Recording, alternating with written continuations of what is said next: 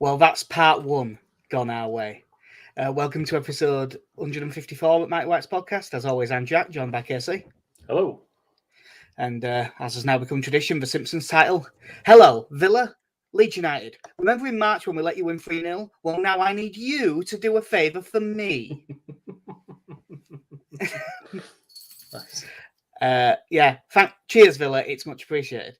How are you feeling after that result, mate? I should say Burnley won Aston Villa 3. It was never really in any doubt Burnley's goal was in the 91st minute. Yeah, obviously it was very much needed to kind of keep them in and around the relegation spots. There is the part of me that, and I was listening to the interview with Hasenhüttl on the way home, they've lost 8 of their last 12. And I feel like they could get dragged into this still. If this was a 42-game season, I'd agree with you. I just think they've got enough that they'll be okay. But they have. It's why I was so incredibly pissed off about that 1-1 draw we had at Ellen Road. Because they were shite and we should have beat them. Yeah. Yeah, they're not a good team. You know, if you look at that table again, and, you know, Southampton are only on 39 and we're instead on 36, they're probably still out of it, but we feel a lot better. Yeah, we're basically safe. Yeah. Did you actually watch any of the game, Burnley Villa? I have not, no. Mate. I watched all the second half while I was working, but I was a bit busy in the first half. But I've watched the highlights since. Villa were miles the better side, cutting through them at will. Emi Buendia had a really good game, which definitely helped. Because when they brought him in for Coutinho, there was a lot of Leeds fans not very happy. But it seemed to work well. He's had a quiet couple of weeks as Coutinho, to be fair, and Villa haven't been in the best of form. No. But yeah, early goal for Danny Ings, put through by Buendia. And Buendia... Oh, sorry, I've just loaded the league table. Did not realise Brighton were 1-0 in front. Oh, they're beating Scum? Yep. Oh, good. It says a lot about the situation we're in that I haven't even realised. I barely even realised they were playing. Buendia made it 2 from a Luca Dean cross, and then Ollie Watkins made it 3 early in the second half from a John McGinn cross, if I remember rightly. But yeah, they were miles for better side. It was never really in doubt. It was so never in doubt that I did put £2.50 on Burnley or draw at half-time. Yeah. Because I couldn't not. It makes quite a big difference in terms of like the models and stuff. That one result, even without us playing, takes Burnley back to being favourites to go down. Burnley are 6-5, we're 7-4, and Everton are 11-4. And Everton 11-4 feels mental when they're the ones in the bottom 3, 2 points behind. But it's because their fixtures look quite nice, and they've got a game in hand on us, and they've currently got 2 in hand on Burnley. Yeah. It's all obviously incredibly volatile now, with all the games being tomorrow, 2:00. I was going to say, I'm just looking at that. I know they mentioned it only because they mentioned it on the square ball, that Project 538, and it's, you know, how bang on it is. I don't know if it'll have updated after the game yet. Well, Burnley are below us now. They're 35. We were 44. We are now 37. We are now 37. Burnley are 35%. I don't know how it's ranked that. And Everton are 28%. Quite close then. Yeah. According to them. But yeah, that's so just obviously before we get into tomorrow's games, and I say games because we will briefly talk about Leicester and Everton as well. How are you feeling given the result today? Have them finally losing a game sort of leveled your panic off a little bit? Yeah, because it had to happen. It had to happen at some point. That as you know, as confident as they were, they're still not a particularly good team. Like I know they've pulled some results out recently, but no, that needed to happen, and it does take. It sort of takes some pressure off tomorrow because just purely based on league positions, it's not a game we should be winning. but I am assuming Leicester will be resting a few players because they don't have a lot to play for, and they played Thursday night. Yeah, I mean, obviously they don't have to rest them for anything now, but you would think that they'll still rest a few. The main thing that it changes for me is that it takes, like, don't get me wrong, it's Arsenal away. A point at Arsenal was always a good result, even in the dire situation we're in. But I think that Burnley result takes it from a good result to a great result. Yeah. Because that 1 point could make all the difference in the world. And sort of both statistically where we'll be because we'll be above them, but also just the pressure it piles onto them that they're below us. I mean, obviously the main thing that would help is Leicester beating Everton, but we'll see about that tomorrow. Obviously, no one's going to be able to watch that except for people who will bother with two screens because it's the same time. We've already said we think Leicester will rest a few. Do you fancy Everton to get something out of that? Just if I remember rightly, is this Everton's first away game for a while? Yes, they're away. Yeah. Because the points they picked up recently have all come at home as well. So hopefully being away from Goodison Park will demoralise them to such an extent that they will capitulate and lose 5-0 and lose all confidence for the rest of the season. Yeah, that'd be nice. Hopefully, and I'm hoping Kelechi Iheanacho has the game of his life. Yeah, Rodgers has actually said in his press conference, by the sounds of it, it'll make a few changes. Bertrand and Ndidi are out. Lampard was saying, Richarlison might play, but his ankle hurts. I think he's definitely going to play. He's just placating him for being a bit soft. But Andre Gomez might be back for Everton, but Godfrey, Townsend, Van der Beek, and according to the BBC, Godfrey, Townsend, Van der Beek, and Townsend remain out. It was a big injury to Townsend, to be fair. Yeah, he's out twice. I must admit, I always fancy teams when it's the team with shitloads to play for versus the team with sod all to play for. I mean, Leicester are 14th. They could not have less to play for. Yeah, Leicester are very comfortable at this point, aren't they? I mean, let's actually come to think. It is a thing that needs mentioning. They've had a shit season in the league. Yeah, it's. I was going to say the Europa League. It's just supposed to the Europa Conference League. It's the same thing. There's a lot of teams do struggle. And they have been. They have been particularly unlucky with injuries as well.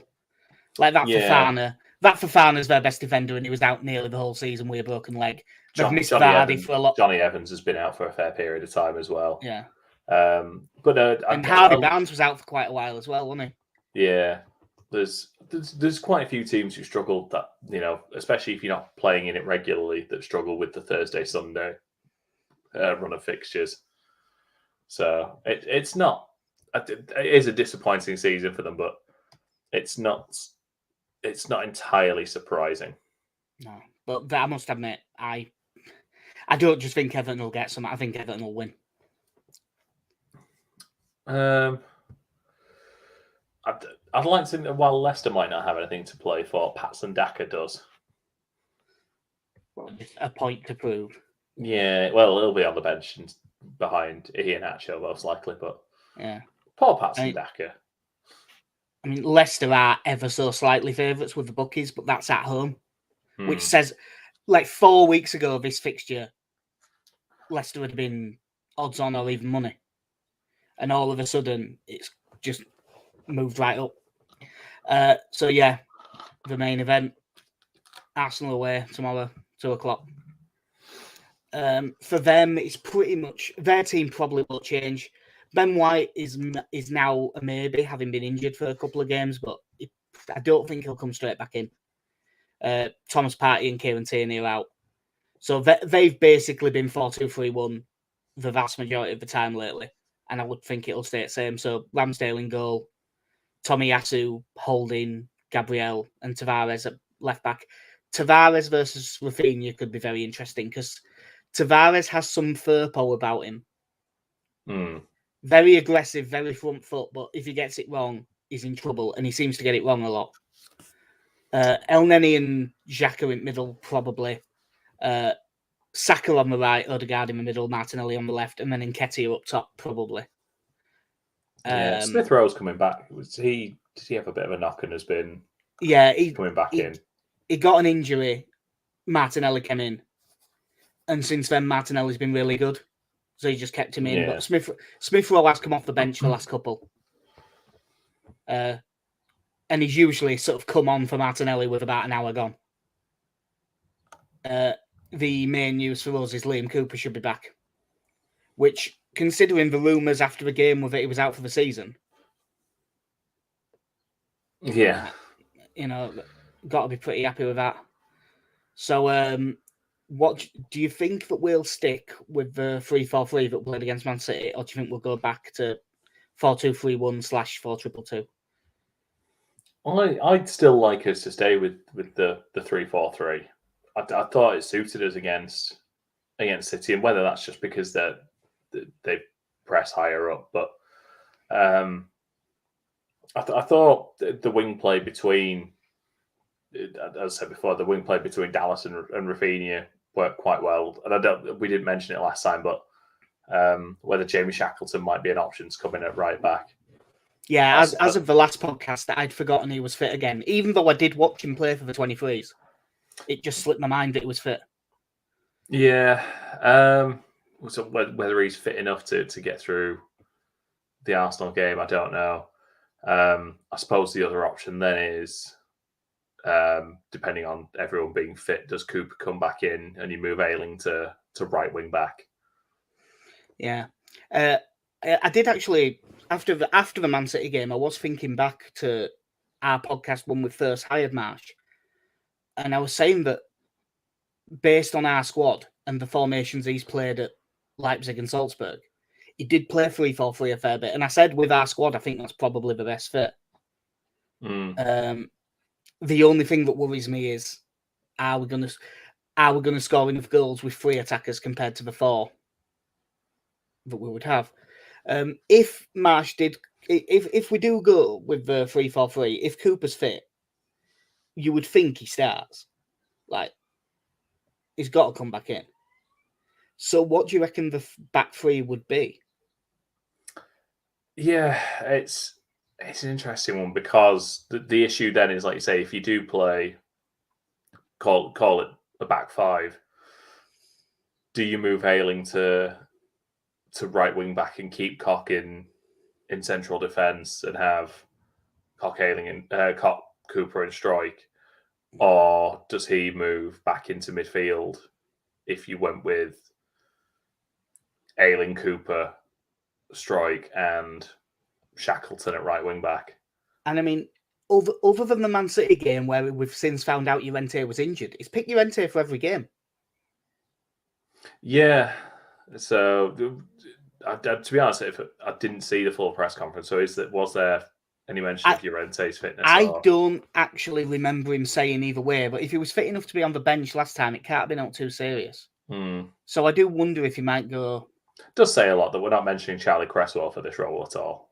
No, I would be absolutely fine with Charlie Cresswell playing. I think he's a good player, but I don't think he's picking him for this.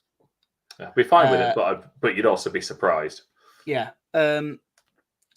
It's a weird one, because normally with Dallas out, I would be thinking, yeah, put Ayling at right wing back. But his passing this season has generally been awful. And if he's going to play in that wing back role, it's quite difficult to do that if your passing's not good. And I think it's I think he might well have stuck with the 3-4-3, but I think the Dallas injury means we'll go back to a 4. Just so he can just play Ayling as a standard right back. As much as I wouldn't play him, Firpo at left back. And then I think he'll just go Llorente and Cooper, and he'll drop Stroud.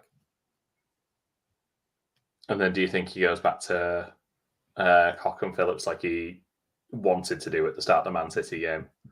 I think it will be that, yeah. Even though I thought Mateusz Klich was pretty good against Man City. I think it'll be. I think it will be Phillips and Koch, and he'll try and be really solid in that area. I've mentioned this over the last 4 podcasts. Bukayo Saka versus Firpo. Can we play Struijk at left back? I don't think we lose anything in terms of passing. I don't think we lose in terms of distribution. We maybe lose. We do lose a little bit going forward. I think that trade-off is well worth it to play Struijk at left back for this game. Yeah, I don't see it happening, but my other concern at the moment is whether Struijk's got the confidence levels to play it at the moment. I feel like this season has been, especially that back end under Bielsa, I don't know if it's. I feel like it might have affected his confidence a bit as well. Yeah. But I mean, I'm trying to remember what the game was when he played at left back. I mean, he's done it a few times. Yeah, I'm trying to remember when he last did it this season, but he did have a good game there. Because I think I remember watching it and being surprised at how much he was actually going forward. Yeah. Well, that's the thing with him, because like he's comfortable enough on the ball. I really, really wouldn't have any doubts about him being good enough to play there. And I just think defensively, he's so much less of a bomb scare. Yeah, I'd be willing to go with it. Like I can't pretend that I'm not terrified of Bukayo Saka against Junior Firpo. It's it's a very good player up against again another player who is probably lacking confidence at the moment. I mean, we've said it about a lot of games since Marsh took over that we're scared of us fullbacks because they can get 1v1. And the same does go if it's a back four for Ayling on the other side. But it's not so much because of him. Like I think he defended Zaha really well, and that was a really tough ask. But whether it's Martinelli or Smith Rowe, I think those are both very difficult. It's just and it was one of those things I thought at the time, and then I'd completely forgotten about it. I know Firpo's yellow card against City probably was a yellow card. I feel like if he got that 10, 15 minutes later in the game, I don't think he was getting a booking for that. Because the way that City game was refereed was that the ref was going to stamp down on everything in the first 10 minutes, and then after that seemed to let so much go. Yeah, there was some odd refereeing in that, but to be honest, it was one of them. It's hard for me to even worry about it when we were playing them. Yeah, I mean, look, I'm trying to remember who it would have been on that side, if it was Sterling or Jesus or whoever it was for City at that point, but I know he basically grabbed him round the waist and held on for dear life, and it probably should be a yellow card, but the stuff that got let go 20 minutes after that, I kind of felt a bit sorry for him that he was the one that got booked out of all that, and some stuff just got left. Do you reckon anything will change in forward areas? Because obviously for Man City, Dan James dropped out because we were playing the 5. Do you think he comes back in if we go to a 4? Yeah, I'd imagine it goes back to James and Rodrigo, and then back to Harrison and Rafinha out wide. Well, I suppose it was still that. I don't see now Gelhardt or Greenwood getting the nod unless there's an injury. To be honest, I don't see him changing it. No, I don't either. If he was gonna start, I know he likes Greenwood, but if he was gonna start one, I think it would be Gelhardt. I think he likes Greenwood off the bench in certain situations, but I think if he was going to start one, it'd be Gelhardt. Obviously, we have been told that Bamford is back on the grass, but they didn't make it sound like he was particularly close. No, it was very odd because he said, talking about Dallas's injury, that he's making good progress. So it's like, is it not too soon to say the progress he's making? He had surgery a few days ago. Yeah. I mean, it does sound like... Is the progress that his leg is still attached? Yeah. Well, I mean, it sounded like they were basically saying the surgery went as well as could be expected, and we'll see from here. Yeah, I just found the wording of it very odd that it says he's making good progress. Like, sorry, have we gone from 6 months to, oh well, Brentford on the last day, Stuart Dallas, he could be there. Yeah. We'll get a picture of him and Pat Bamford on the grass together. Yeah. And then we'll be, they must be nearly fit now. And then it's like, no, Christmas. Yeah, I mean, well, by the looks of it with Dallas, if he's back this side of Christmas, he'll have done really well. So yeah, one of the things I've got written down here is: do we play a striker or do we play Dan James? And I think we both think it'll be Dan James if it's a 4, and it'll be Rodrigo as a striker, and it'll be Rodrigo if it's a 3. Because I think if James plays, it is Rodrigo off James rather than the other way around. Yeah. I do keep looking at it, and just there is part of me just wants to go, no, just play Rodrigo and Gellert and drop one of Harrison or James. I don't think he's gonna, but like, I like the idea of having 2 actual forwards up there. Yeah. Because I think we're gonna need a goal. The one thing about Arsenal is they don't have an out-and-out goal scorer. Over the last 3 weeks, Eddie and Nketiah would disagree with you. Yeah, I mean, I'm looking around them in them and the teams around them in the table, and they've got 54 goals. That's 5 less than Spurs, 3 less than Scum. It's only 1 more than West Ham, but there's not a leading scorer there. No, and the thing with Arsenal is that they are Arsenal. Well, they always try to walk it in.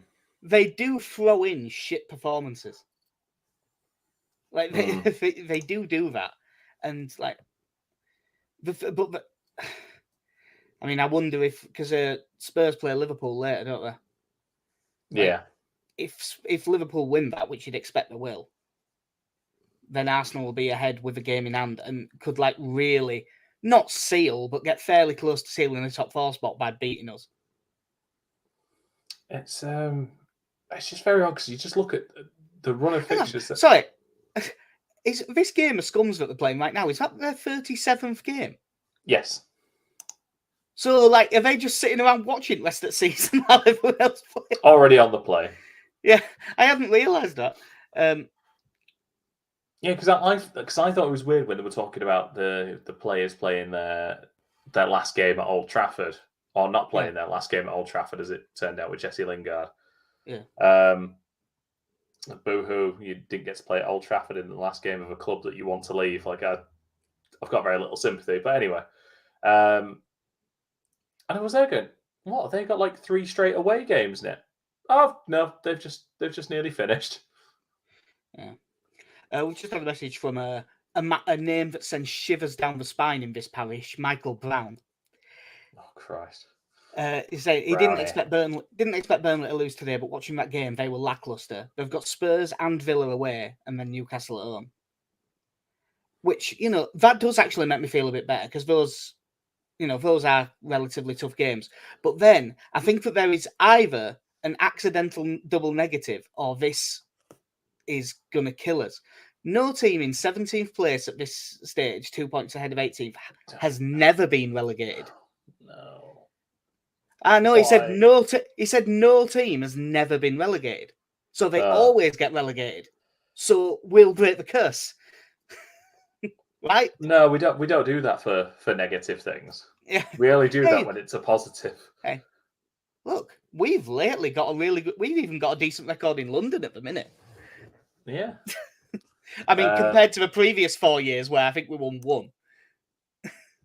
The daft thing is, looking at the fixtures now. Oh, sorry, looking at Arsenal's run of games.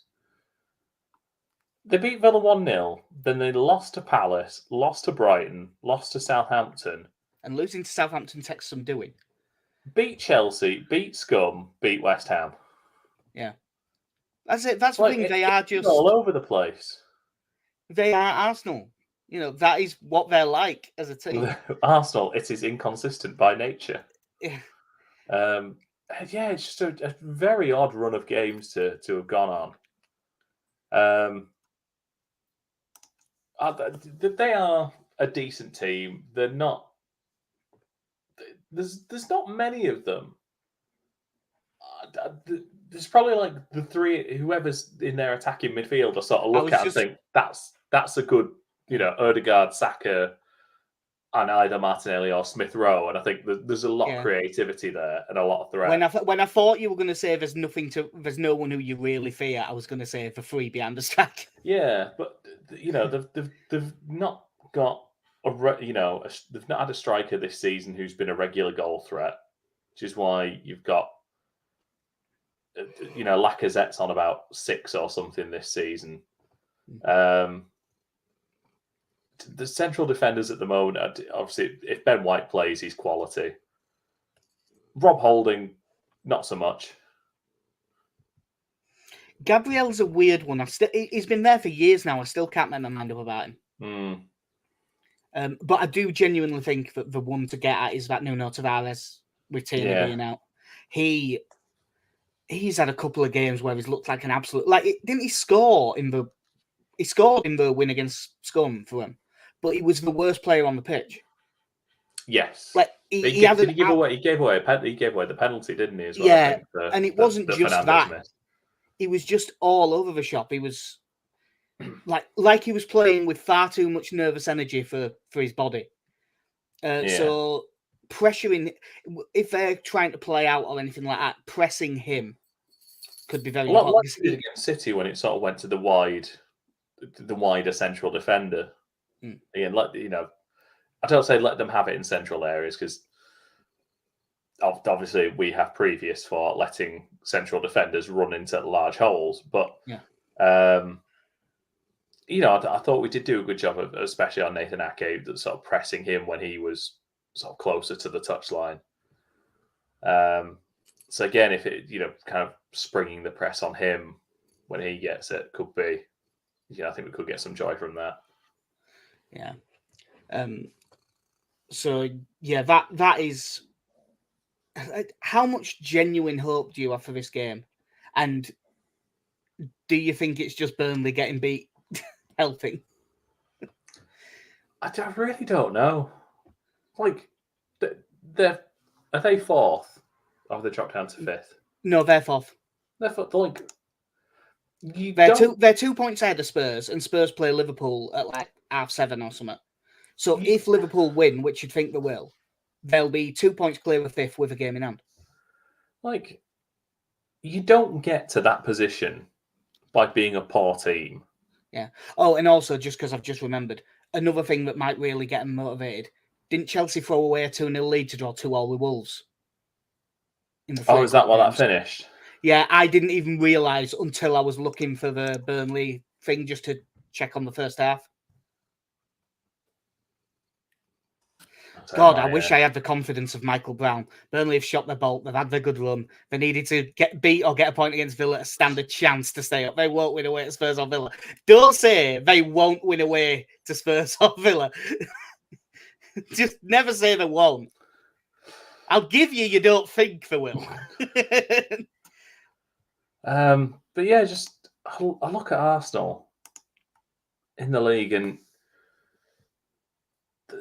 I mean, to be there, and I don't know if this is, I've not got anything to gauge it off, but I'm just kind of looking. They've lost 11 games this season, but they've only drawn 3. God, I didn't realise they'd lost that many. Same for them, Spurs and Scum. They've all lost 11.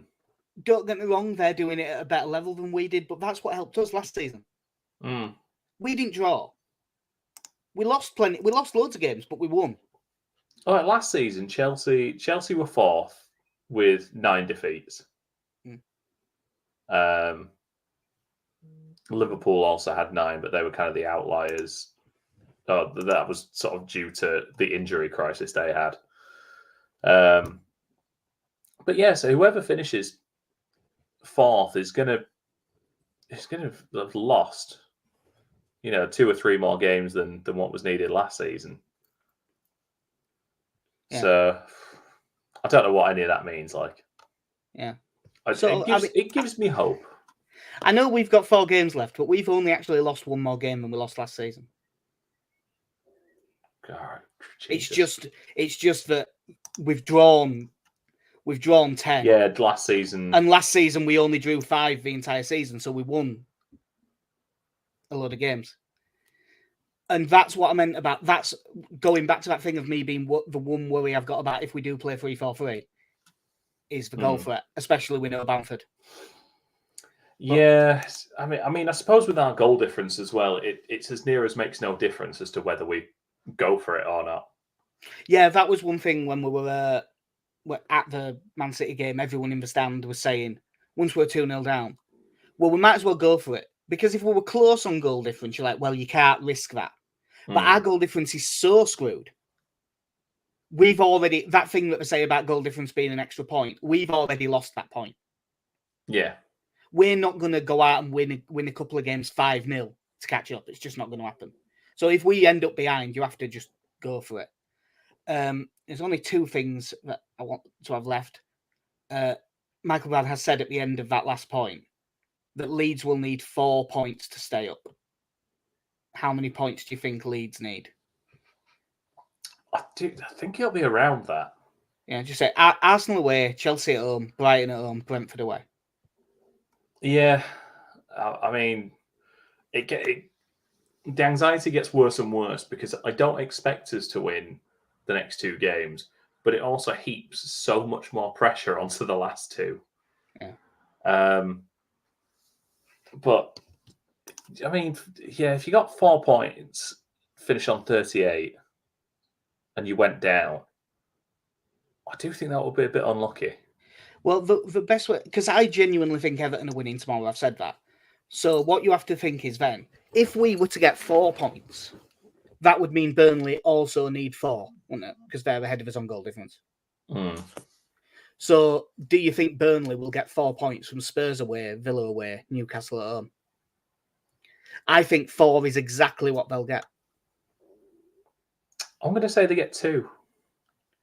Spurs need to win. This is the problem. Spurs need to win that, but it is exactly the sort of game Spurs would lose. Yeah, I think that they might have actually lost at home to Burnley. This might be wrong. I feel like they got beat at home to Burnley last season. But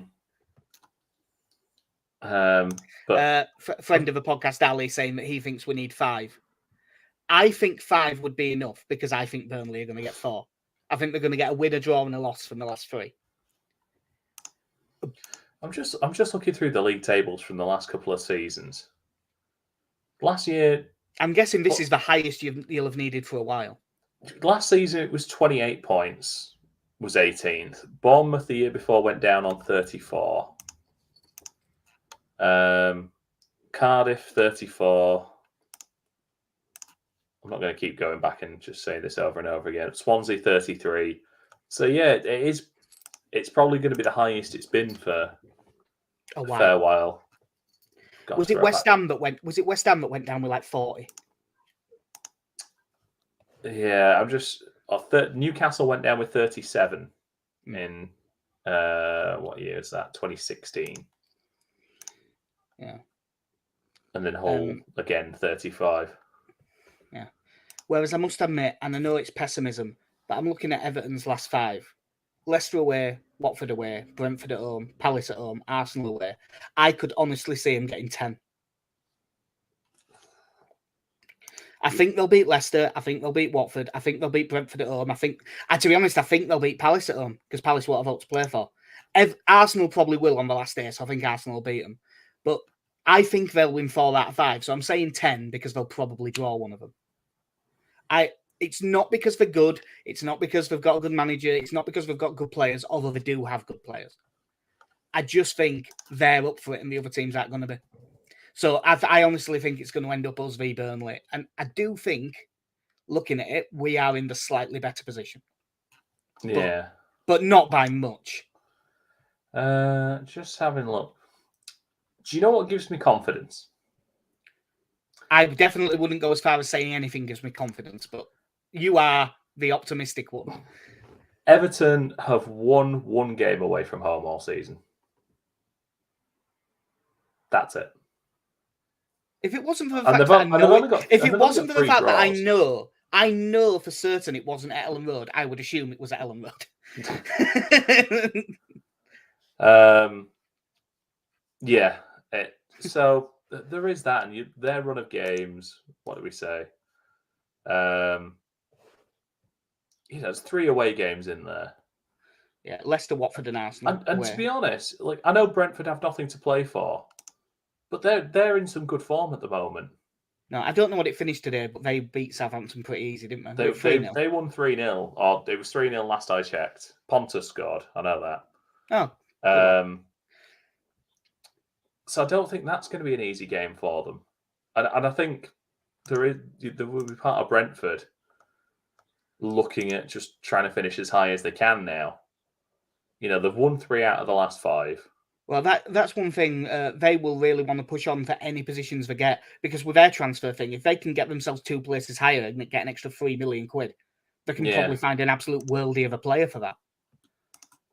Yeah, they can start, further building the team around Michael Brown, further to your point, saying worst away record in the league ever, and their last away win was in September at Brighton. Yeah, comparatively, we have the same record home and away: 1-4, drawn 5, lost 8. So it is Everton's home form that has kept them in touching distance. If only fucking Burnley have only won 2. Yeah, if Scum and Chelsea could have just been competent and just beat them. Like just looking at Burnley's record, Spurs is away, Villa's away. They'd be on 26 fucking points. Pardon? If Scum and Chelsea were competent, they'd be on 26 points. Yeah. They'd basically be down. And I know it is clutching at whatever I can at this point, but again, only winning 2 games away from home, and that they've got 7 draws in that still. Yeah. But whereas with us, it's a lot more inconsistent, but it reads to me, again, grasping that we are the more likely of the 3 to win our games away from home. Yeah. As I said, I feel a lot better than I did 3-4 days ago, but I'm still not confident at all. I won't pretend I am. It would be disingenuous. This podcast has actually gone a little bit longer than I thought it would, because we didn't have to look back at anything. Yeah. I don't think I actually mentioned it, but a thing literally to keep half an eye on tomorrow, because it's so much less important. Chelsea under 23s are playing Spurs under 23s at 1 o'clock. If Chelsea win, Leeds go down. If Chelsea don't win, Leeds stay up. So, I mean, it's on at the same time as the Leeds game, so no one's going to be paying much attention, but it is just a thing to know. Just last thing I'm looking at here as well. Sorry, I've been sucked into these tables now. Yeah, football does that to you. Just on home form, or the home results this season, Everton would be 11th. We would be 17th, and it would be Brighton who would go down, who've only won 3 games at home. That explains why their fans are still as pissed off as they are, because if their better results have all been away. Yeah. Based on away form, Everton would be bottom. The Norwich and Burnley would go down with them, and we would be 13th. Yeah. And we'd be safe with a terrible goal difference. So yeah, there's only 1 bit left to do. What do you reckon tomorrow? Mark Viduka style 3-2 win. Why not? I think we score with this one. You're going to go as far as that's how far you're going to stretch. No, the record's been 2. Yeah, we'll lose 2-1. You nearly talked me into a draw. With your relentless optimism. Hang on a second. Where? Oh no, that will not support my argument. Looking at the home table for Arsenal. Why they're like third? Yep. I figured behind Man City and Liverpool. Yep. Cool. 10 points behind Liverpool, admittedly. So they're basically shit. Yeah. In other news, 53rd minute, Brighton 2, Scum 0. Moises Caicedo and Marc Cucurella. Which, it has no effect on us, but it is still funny. Oh, yeah, well, things you love to see. Yeah. Hang on. Right. That means Scum are going to stay on 58 points. West Ham would have to go on a good run, but they can catch him. And knock him into a Conference League, which would be great. Man, you haven't had a shot on target yet. No. But yeah, that will do us then for episode 154 of the Mighty Whites podcast. As we play again Wednesday, I would think we'll probably be back Tuesday. Probably. Yeah, because we'll probably be out Monday night. So, yeah, God, just imagine how good it would feel if we could fucking win this game. It would be just about as good a feeling as I've had from football. Like, it wouldn't be the same as getting promoted, but it'd be maybe 80% of it. If we won this game, I would feel that good. Yeah, it's that thing of seeing Everton's results against teams in similar positions recently, and you just assume they'll beat everyone now, and then looking at, despite our recent form, just looking at games like this and go, well, we've got no chance. Yeah. It's what your brain does. It is just exaggerating both of these things to the worst possible extent, that Everton and Burnley are going to go unbeaten now for the rest of the season. And that even though I know Arsenal have lost to Southampton and Brighton and Palace, that we will still lose 9-0 to them. Yeah. Well, but we're not. We're going to win 3-2. Cool. Right. Well, that will do us. I've been Jack. See ya. I'm in Casey. Have a good one. In a bit.